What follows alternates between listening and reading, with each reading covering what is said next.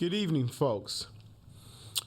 My name's Eddie Carson, and you are listening to Race Matters here at WJOP-LP, Newburyport, Joppa Radio 96.3. You can also find the show on YouTube as well. I hope you're doing well. It's been quite an eventful summer in some ways, particularly for me, as I kind of I ponder the realities of what does freedom mean, especially in a country in which freedom's been defined in different ways. As we delve into this episode, we're going to spend a little bit of time talking about affirmative action, particularly what I would call the trifecta decision handed down weeks ago by the United States Supreme Court that essentially stated that affirmative action will now cease to exist, as it made an attempt to target both the University of North Carolina and Harvard University. The Supreme Court also stated that individuals who have taken out large amounts of student loans can no longer have their loans forgiven. And of course, the other situation really focused a bit on the fact that one's religious faith and belief grants them the right to discriminate against gay people. I oftentimes think about this notion of freedom. I was in a bookstore recently, and I saw that Ron DeSantis, his book had the title Freedom on it. And I've been pondering that as he's made freedom very difficult, particularly in terms of marginalized, oppressed, and a number of other folks made it difficult for them to make and ascertain certain goals and ambitions, particularly when it comes to education, learning opportunities, and of course, identity. Freedom, the right to be who you are and who you want to be. Before I delve a little bit more into Clarence Thomas and this notion of affirmative action, I just want people to think about this for a second.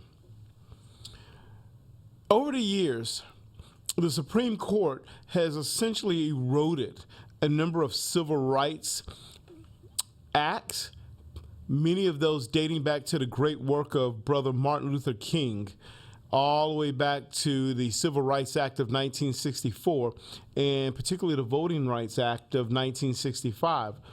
And since then, one of the things that we've seen, of course, is the fact that there's just been this rush to cement a wall, making it difficult for those who do not identify as white, male, and straight to live within their identity and achieve some of the ambitions and some of the goals that a lot of people like to construct around this mythical notion of the greatness of the United States.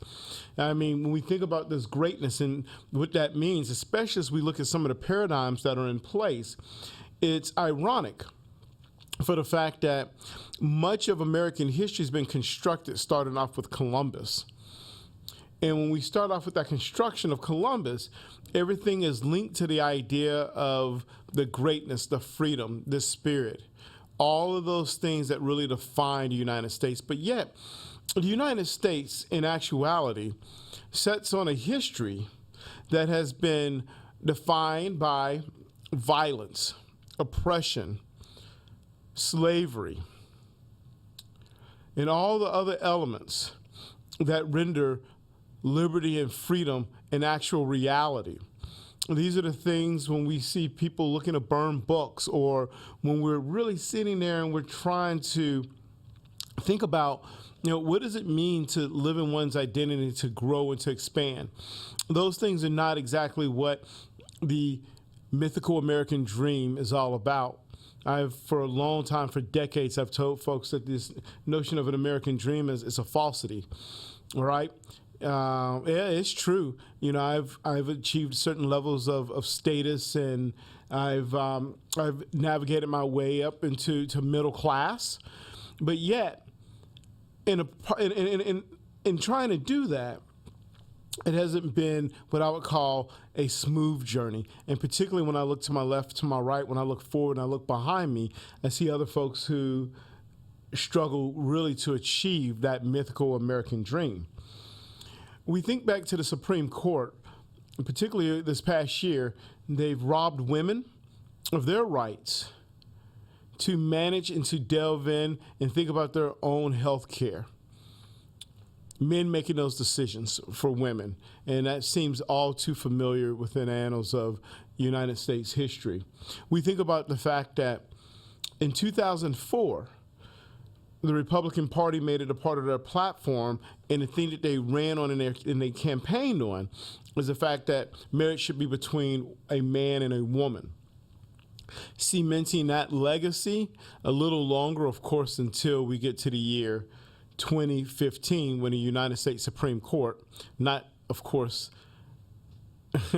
under its current construction today, decided that people should have individual choices in who they love and who they marry. Those struggles are real. You know, the Supreme Court has also stated, of course, that cops can profile a person, particularly a person of color, a black person, based off their race, and yet has moved on to say also that a person in their race cannot be used in determining whether or not they gain admissions into a university or into a college. And that's really interesting, especially as I sit here and I think about the fact that we are not a colorblind country. We are not race neutral whatsoever. There are still realities that exist that we have to really think about too. If I were to frame an obituary, I guess that obituary would start in 1961 when President John F. Kennedy enacted affirmative action programs, as we're starting to see direct movements, particularly by civil rights leaders, crawl over, and I'll say the modern civil rights era, crawl from the 1950s on into the 60s. The reality, of course, of that is John F. Kennedy put that in place. He'll hand it off to LBJ, who'll really add a little bit more muscle to that too, especially as a safeguard for women to receive and to achieve some of the prosperities through educational attainment, through career ambitions that they desire, especially seeing that they're coming off of a 1950s decade. And to some extent, the 1960s decade, they sought to define women, as particularly white women, as statutory in who they are, who they serve, and really to operate within an inferior capacity to that of men, particularly white men. Any proper obituary must start with a date, and it must really come to an end. And that date, I guess, will be 1961. Affirmative action was born, designed to render progress and expand notions of middle-class status for black folks, for indigenous folks, for brown people, for women, started in the year 1961, but yet it's going to meet its coffin in the year 2023, especially when we're talking about elements of higher education. If we think about these things, over the decades, though, while affirmative action cases have been put in place, there have been tons of legal challenges dating back to the 1970s. It wasn't all that difficult to really pause and think about who are the folks seeking to sue in order to bring an end to a program that looks to champion and advance people of color and women over a period of time. These approaches, of course, sought to end any type of rendering of diversity, equity, and inclusion. And that notion dealing with DEI has been under attack for a long period of time. Essentially, the state of Texas, under its Republican governor, George Abbott, abolished all DEI programs in public institutions in the state of Texas. We already know about Ron DeSantis and what he's looking to do to DEI programs in the state of Florida. Not only that, but he's also looking to rewrite history when it comes to the plight of black people as we think about courses such as African American studies. Ron DeSantis, who could probably use a little bit more help in thinking about African American studies, stated that enslaved people learned a lot of skills. They benefited in many ways from being enslaved people, things that will help their own personal growth and their own progress. All of those things, of course, that we hear, especially from conservative folks who say, tie your shoelaces, pull your boots up, all right? Be self-sufficient in the things that you're looking to do. But in articulating a policy of affirmative action, such policy proactively impeded discrimination in hiring. In the ensuing years, of course, after 1961, we're going to see a lot of sophisticated formulas come into place that will allow BIPOC, Black, Indigenous, people of color, to enter into education, enter into the workforce, to really see some type of status that's going to allow them to reach a place of middle class status. It yielded significant results as an engine that drove integration in the wake of the civil rights movements during that time, and particularly, as I noted before, helping Black folks reach a point of middle class status. Yet, almost from the outset, critics cried of the policy, stating and waiting impatiently and tapping their watches, questioning how long would white society have to sit back and watch a policy help the plight of Black people, help the plight of women advance, noting the fact that it's unfair. But the reality, of course, is today in 2023, the Black population only comprises roughly around 13.4% of the population in that general range. Not under 13% and definitely not over 13%. When white people apply for a job or when they apply for college admissions, they're not really competing against the seats of Black folks, because what we've seen is fewer and fewer and fewer highly qualified Black candidates are not seeking to gain admissions in some schools, thinking that these schools don't desire nor do they want them, as these notions of affirmative action policies have been pushed back against for a period of time. One of the big cases, of course, was the Bakke case. It was California v. Bakke, 1978. And in 1978, the U.S. Supreme Court said, you know what? Affirmative action serves a positive good in society, and we're going to uphold affirmative action policies. But yet, decade after decade, year after year, lawsuit after lawsuit, we've seen more and more white constituents take arm against affirmative action policies. So much to a point that once we've gotten to a Supreme Court today that has zero accountability, nor credibility, rendered a 6-3 decision, 6 favoring the conservative justices, 3 favoring the liberal justices, outlawing and banning affirmative action programs. The reality of what we're going to see, of course, here is the fact that you're going to start to see colleges in the United States, particularly at your elite institutions, look like University of California systems. UCLA, for example, University of California, Berkeley. Let's see. Let's start with the University of Texas schools, right? Texas A&M University is one of the least diverse schools in the country. And what you're finding through these statistics, of course, is that they're denying applicants for the fact that these applicants are going to deem unqualified to be admitted into their schools. And yet, when we think about this, one of the earlier champions against affirmative action, well, I won't say one of the earlier champions, I would say George W. Bush was just kind of continuing the narrative going back to the early 2000s, around 2004. And actually before that, when he was governor of the state of Texas, he's going to state that race has no place nor plays any role in society. And remember now, George W. Bush, a benefactor of his own form of affirmative action, much like many other prominent white people. Except for they don't call it affirmative action, they call it a legacy system. And in his legacy system, you have people who come from affluent, wealthy, well-to-do families, people who have attended the Harvards, the Yales, the whatever college you can think of, and admissions gave them priority. We all know that George W. Bush is not the best writer on the planet, and he doesn't have the strongest vocabulary on the planet.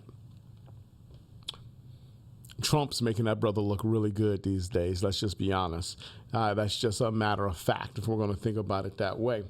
But yet, while governor of Texas, he's going to propose abolishing affirmative action programs, much like California also did. And in doing so, he's going to contend that all public institutions in the state of Texas will admit any student who graduates in the top 10%, and I believe it's top 10%, not top 10. I think it's top 10% of their graduating class. And so this notion, of course, is, well, let's just be colorblind. Let's allow anyone who can achieve such academic acclamation be admitted. Yet the reality, of course, too, is that they're operating off of a fact that there's still a number of black and brown people who face hardship, grand levels of discrimination. They've operated within a society that has a base of structural racism that's there. And of course, with that being the case, you're seeing some of those folks who come from families where their parents are Jim Crowed. And what do I mean by that? You know, my parents received a Jim Crow education. My mother, right, living down in the deep south of Alabama, went to a Jim Crow school. An idea, of course, operating off this notion of separate but equal, in some ways receiving an inferior education through the process. But yet, if I think about my mother, the idea here is she's supposed to raise kids because she's reached a certain level of economic and financial sustainability through her education, that they will benefit within a society, that they'll prosper, a society that's engineered as a racist society, a society where racism is ubiquitous, a society where structural elements make it difficult for black and brown people to achieve the absolute progress that they need to achieve. But you see, folks, the interesting thing about this is my mother had a Jim Crow education. She's not going to Harvard. She's not going to Yale. And then her kids, me, my brother, we're not going to benefit from some legacy operation in terms of gaining admissions. Whereas we look at the Bush family, and we can go on and we can link a lot of different prominent families where their kids didn't have the aptitude, nor the grades, nor anything else to be admitted. They were benefactors of a system that promotes wealth and whiteness over anything else. That is just the reality when we attack affirmative action. We're looking at dark days ahead of us when it comes to this. We're going to slowly start to see the declining enrollment of people of color in institutions, and particularly your more elite institutions. These are institutions that are controlled by whiteness. This is another measuring stick as we move toward 2041, 2042, roughly in that time period where people of color will be in the majority of the population over white folks for the first time. And that has really fueled a lot of anxiety, what I would call, what a lot of people call white fear, in driving people to a particular positionality of being worried and concerned that the great America that people think about, dating all the way back to its defining point of Christopher Columbus, this Western European element of whiteness being operated by people who were forced to migrate from Africa, forced to live into a position of slavery for a long period of time. Those are the things that we're seeing here, and those are the things that are going to happen.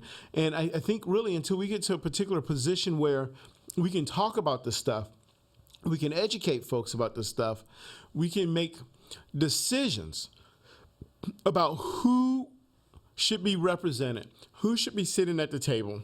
I mean, I don't know about you, but I'm sure if you look at a lot of Fortune 500 companies or any other institutions, there are not a lot of black people sitting at the table whatsoever.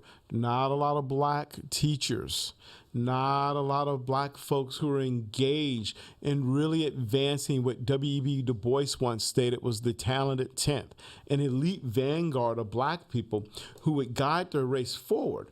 Because see, the reality, especially under capitalism, is this. There are always barriers.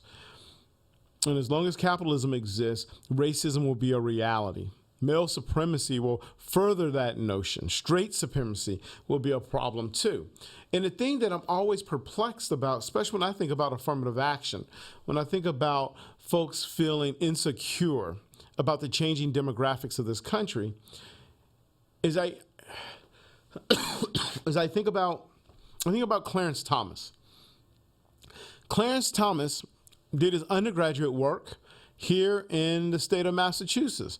He went to Holy Cross before going off to law school. And I'm embarrassed to admit this, but I just don't really care. I can't tell you where he went to law school. I think he went to Yale. I'm pretty sure of it, but I'm not 100% positive. I'm like that 99.9, but yet there's still that small part that I could be wrong on. And one of the things that happened to Clarence Thomas is, metaphorically, he climbed a ladder. He benefited from affirmative action, and he achieved a certain status by way of affirmative action that a lot of white progressives, a lot of empathetic white folks, black and brown folks, have concluded that once he got to the top, he wanted to be judged based off what he would coin his work ethic, his hard work, growing up in the fields of Georgia while he's kicking the ladder down. You know, for 4 decades, Clarence Thomas has extolled the importance of personal responsibilities. He has chastised those who make excuses for black Americans and argued that there is a need to emphasize black self-help because black people, they're their own problem. They can't get out of their own way. They're the ones who continue to put themselves in jeopardy. He has denigrated affirmative action programs for as long as he's been on the Supreme Court and even before he was on the Supreme Court. And he would state that affirmative action programs create a narcotic of dependency. For black folks, he thinks that affirmative action is like our crack. We're addicted to it. We can't put the crack pipe down because it is what we need in order to advance ourselves, and there's no other way to do it. He bemoans the ideology of victimhood. I use words such as oppress and marginalize. He would frown on that, and he would say, Brother Carson, there's nothing that has been marginalized. No one is marginalizing you. No one has oppressed you. You just need to try a little harder. You need to work a little harder. You just need to overcome racism. Better yet, Brother Carson, and I'm pretty sure this was what Clarence Thomas would say when we think about the ideology of victimhood. You just need to stop talking about race and racism. Let it all go away, and it won't mean anything. In light of recent revelations, of course, that Thomas has been showered by billionaires and his wife, Jenny Thomas, was engaged and involved, well, I don't know, not really directly, but indirectly in some kind of form and fashion with the January 6th situation. He's going to say that people should be held responsible. And yet, he's not being held responsible for anything. To me, Clarence Thomas is somewhat of a con man. Better yet, if you were to talk to some black folks, they'll say he's an Uncle Tom. And Clarence Thomas has heard that word before, Uncle Tom. Some people don't like that word. If you don't know what I mean by Uncle Tom, that's a reference, that's a term that references black people who have internalized white supremacy, who are ashamed of their blackness. People would look at Clarence Thomas and they'd ask him the questions such as, Clarence, brother, let me ask you this. I know you hate black people, but why do you hate yourself? Do you hate yourself so much that you don't want to be a champion, a leader, a hero to a race of people who were enslaved, who faced Jim Crow, who've navigated through the muddy waters of structural racism and systems that have shut doors, made it difficult to achieve financial well-being? Do you not want to be that person? And I can see Clarence stepping back for a second and him saying something like, well, and this is assuming he's going to say anything, you know, we just got to work a little harder. And if we work a little harder, we can overcome all those things that are necessary and that are there. In 1980, Clarence Thomas caught the attention of Ronald Reagan when he gave a speech about welfare queens. And, you know, and we all know that Ronald Reagan is going to talk about the welfare queen as being a black inner city woman, right? That's one of the things he's going to campaign on. And Ronald Reagan is going to hijack that from Clarence Thomas, who's going to talk about how his sister was a welfare queen. She was addicted to that crack pipe that I mentioned early on. Clarence Thomas is going to say things such as, my sister loved that welfare check that came in every single month. And what happened? Because she was a single mother, but she just wanted to have babies and kids so she can continue to get that welfare check, she became dependent on entitlement programs, taxpayers programs, all the things that folks have lobbied against, especially when it comes to black people. Clarence Thomas has given white people permission to say that we're lazy. We don't read enough. We don't study enough. We make excuses because there are real barriers that exist in society. Clarence Thomas has been the gold standard of this is what all black people should look like. We should all try to be like Clarence Thomas. But yet the reality is Clarence Thomas has no empathy whatsoever, because the truth be told, a 1991 investigation found out that Clarence Thomas' sister was she was a single mother, underpaid, not making enough. And she used the social welfare net, right? She used that social safety net during a brief rough patch to navigate her way out of that situation. She wasn't addicted nor dependent on the crack pipe. Nothing like that whatsoever. Her kids didn't really become entitled welfare participants that Clarence Thomas would have America believe. Clarence Thomas belonged to a small population of folks who would support this notion of the black welfare queen, or this idea of black people not working hard enough, and so that's why we can't get into good schools. These people were known as black Reaganites. These are people who emerged particularly in the 80s, and they bought into Ronald Reagan's notion that we need to try harder. We need to be self-dependent. We don't need to be relying on any type of government, regardless of our struggles. And yet, when I hear that, especially from black people, I think about the folks like Frederick Douglass or Harriet Tubman or all W.E.B. Du Bois, all those black champions, Martin Luther King Jr., for example, who had struggled to bring about black progress and black achievement.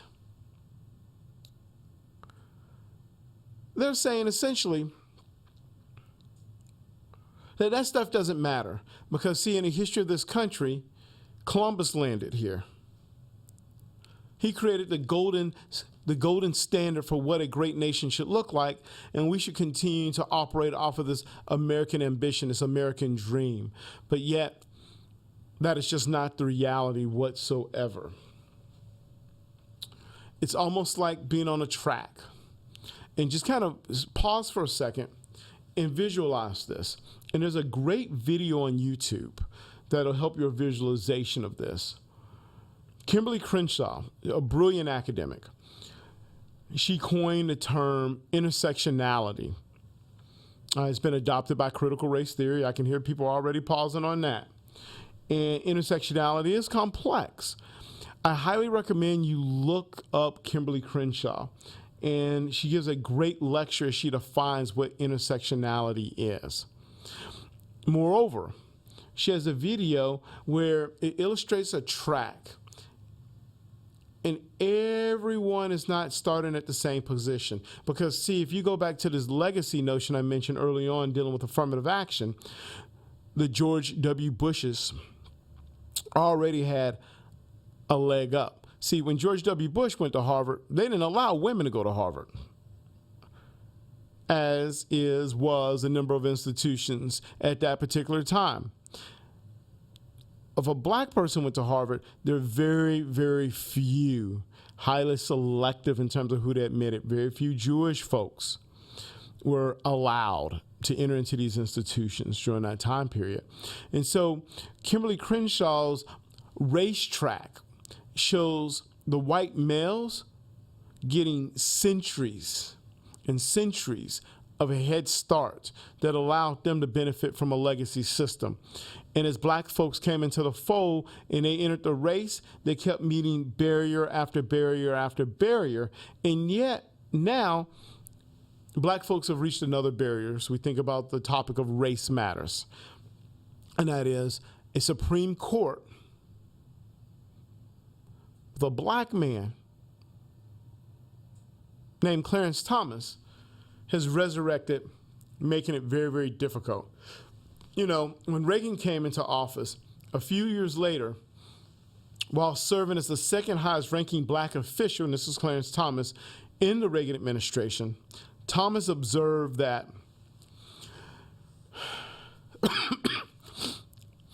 to be accepted into the conservative ranks and to be treated with some degree of respect, a black was required to become a character of sorts, providing sideshows of anti-black behavior and attacks, adding that black conservatives must be against affirmative action and against welfare. And your opposition had to be adamant and constant. You know, 40 years later, it's hard not to think that Thomas wasn't so much airing grievances as reassuring his white conservative comrades, whatever you want to call them, that he understood the assignment all too well. Consider that there may be no single person in American history who has benefited more, as I noted earlier, from affirmative action than Clarence Thomas. It is an oft-repeated fact that Thomas, I believe he went to Yale Law School after he left Holy Cross. During that time period, schools based on race-conscious admissions during that time period, right? So again, he benefited from those preferences. He went on to become a prominent opponent of affirmative action, mainly because he wanted to wipe the slate clean. He didn't want folks to really see that he was someone who climbed up that metaphorical ladder, then kicked it down while staring at other black folks, other women during this time period too. We know that he was going to be selected to lead the EEOC for a period of time. And again, mostly a shameful one. He's going to be someone who is going to follow what most people believe was the greatest black ambassador and Supreme Court justice ever. And that's Thurgood Marshall. And yet, Thomas is going to come to the bench when we're going to hear all the allegations of sexual harassment by Anita Hill. And Anita Hill's going to come out and she's going to be honest. But yet it's not just about Anita Hill, though it starts with Anita Hill, because there are going to be a lot of women who are going to point the finger at Clarence Thomas as not being a decent human being whatsoever. And there's nothing worse than having human beings, right? We're all flawed. I'm the most flawed person around. Trust me, I'm as human as the next person. But to have someone who believes they're not flawed, who does not take any type of personal responsibility for his behavior, redirect, point the finger at other folks, make decisions that are problematic for a group of people. So what does all of this mean? What does this mean for us as we enter into this age where notions of wokeness are under attack? And I've said this on the show before. I'm not even sure. I know what woke is, and I know what it means, but I mean, it's just being aware. That's simply all it is.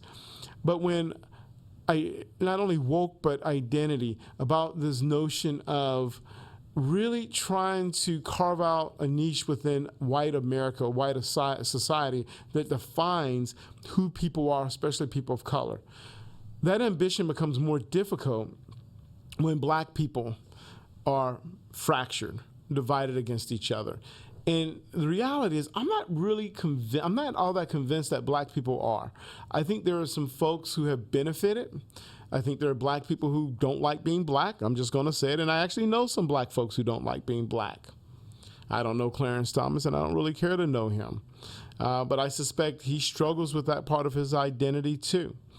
And I kind of picked up on that a little bit when I read his autobiography. Oh, and it's been like 20 years since I've read this book. I believe it's titled My Grandfather's Son or something like that, where he talks about how he was an avid civil rights champion. He was a member of the Black Power movement. And he even stated that he was a black Marxist at one point. Then one day he realized that that's just being lazy.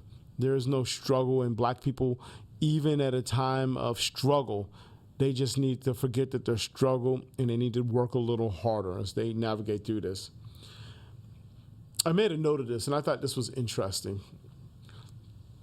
Some scholars have promoted the idea that Clarence Thomas has fused the philosophies of Malcolm X and Booker T. Washington in creating a Franken philosophy rooted in the idea that the communal self-reliance that helped black families survive during Jim Crow is the cure for what ails black America today. But that seems too generous in many ways. The truth is, folks, and I just got to be honest with the truth is, I bring this show, Race Matters, here at WJOPLP Joppa Radio 96.3 to a close. The truth is twofold. One, Clarence Thomas has looked out only for himself. Clarence Thomas only cares about himself. Clarence Thomas, yes, he's only one of 9 people on the Supreme Court, but yet he is a long tenured member who lacks the leadership to influence, to tell his story, to be honest about his story, in terms of the struggles and what it means to be black in America, and what such a rendering in the affirmative action decision by the court in 2023 might have on the future of a race in generations to come. You know, that's just a reality. And that's one of the things that he lacks. He just cannot move forward because he is all about himself. And the other part about that, too, is that he sees black people as collateral damage. And along the way, if black people have to be collateral damage along the way, so be it. You know, I don't see Clarence Thomas facing any real consequences for his latest scandal. I don't even see Clarence Thomas facing any consequences for the fact that I think he's a lonely man. I feel sorry for him. And he's a man without a race, a black man without a race. Imagine that for a second. The history of being black in America, I mentioned earlier some of the folks who've campaigned and navigated through the struggles of being black, and yet this man is not one of them. This man has influenced a bench of 8 others, really 5 others to be honest with you, to render a decision that is going to have consequences down the road. What do we do about this, right? I mean, I've given you all the things that have frustrated me, but what do we do? You know, when I talk to black people, I tell them that you just got to keep doing what you're doing. You got to read. You got to study. You have got to continue to be elite. And we know that continuing to read, to be elite, to be your best, unfortunately, is not enough when you have elements, particularly structural elements in place that brings about racist norms and notions within this society. Those doors are going to shut, you're going to get kicked, and you're just going to have to what? As conservatives say, I guess once they kick you down, you're going to have to get up, pull yourself up by your bootstraps and continue to move forward, even if you get kicked again. I think it was, and this quote just came to my mind, and I'm going to butcher it. I can't remember who said it, but as soon as I walk off this show, it'll pop into my head. That state, fail again, and fail better. And that'll lead you to some semblance of progress as we challenge systems and institutions that were not always designed for people who look a certain way. Whether it's queer folks, gay people want to get married, and they walk into a store and people now can just say, nope, I don't serve your kind, right? I mean, my Jewish brothers and sisters and non-binary folks out there, they know what that feels like too, right? We've seen it before. No Negroes allowed. No Jews allowed, right? That has been a constant thing, and folks will come back to me and they'll say, but you know what, Eddie? That was a long time ago. That doesn't exist anymore. And at that point, I say, this is why folks need to be educated on the realities of the past and the present and the predicaments of the future when it comes to race matters. Folks, I'm Eddie Carson. Thank you for chiming in and listening to Race Matters. If you have any questions or concerns, or you'd like to have a conversation with me, feel free to reach out. You don't have to agree with me. That's okay. Like to have a conversation with you anyway. The views that are presented on this show are all mine. All mine. And so I welcome you. I welcome a conversation. I welcome inviting you back to the fold for my next episode. Be well and take care.